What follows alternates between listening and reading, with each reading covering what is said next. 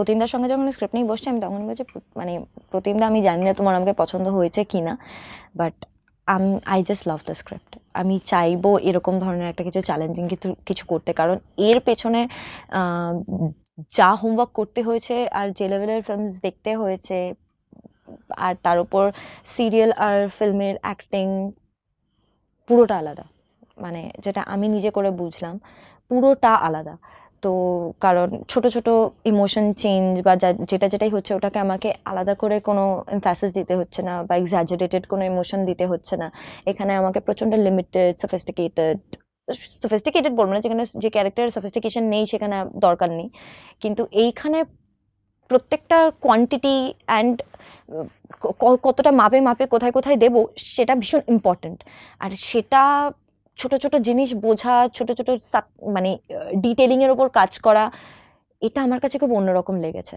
লাভ আজকাল পরশুতে আমাকে 4টে personality play করতে হয়েছে। আমি ক্যারেক্টার থেকে পার্সোনালিটি বলবো, মানে এই শব্দটা ইউজ করবো বেশি, আর এটা কেন সেটা ফিল্মটা দেখার পরে বুঝতে পারবে। তো 4টে পার্সোনালিটি পুরো আলাদা।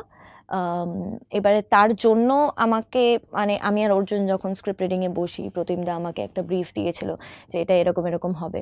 তো সেই অনুযায়ী যখন লুক সেট করলাম, 4টে ক্যারেক্টার পুরো আলাদা করে দিয়েছে, মানে আলাদা তার কস্টিউম, আলাদা গেট আপ, আলাদা অ্যাপ্রোচ। যখন আমার খুব হেল্প হয় যখন পুরো কস্টিউম, মেকআপ, হেয়ার সব করে যখন আমি একটা ক্যারেক্টার হয়ে যখন রেডি হয়ে যাই না, ওটা আমাকে অনেক বেশি সাজেশন দেয় যে কী কী করতে পারি কী কী করতে পারি না। সাপোজ আমি যদি শাড়ি পরে টিপ পরে একটা গ্রামের কিছু একটা বউ সেজে আছি, তো আমার কি বডি ল্যাঙ্গুয়েজ হওয়া উচিত বা আমার কীরকম ভাবে স্ক্রিপ্টটাকে ফলো করে বডি ল্যাঙ্গুয়েজটা মেনটেন করে গল্পটাকে এগিয়ে নিয়ে যাওয়া উচিত, এটা কিন্তু আমি কস্টিউম থেকে অনেকটা রেফারেন্স পাই। সেটে ঢুকলে আমি আরও বেশি রেফারেন্স পাই, মানে এরকমভাবেই কাজটা হয়। সেটা আমাকে খুব হেল্প করেছে। এক এক ক্যারেক্টারের জন্য আমি এক এক রকমের ফিল্ম থেকে আমি রেফারেন্স নিয়েছি নিজের মতো করে, ওটা একদম পার্সোনাল, আমার নিজস্ব একটা হোমওয়ার্ক।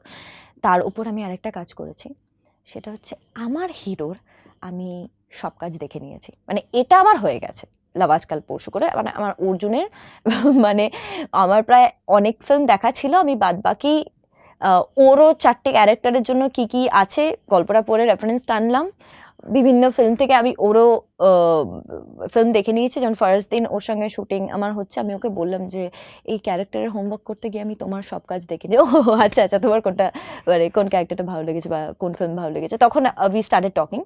শুনিলে আমার হাঁটাহাঁটি, আমার পরিপাটি, ভয় ভয়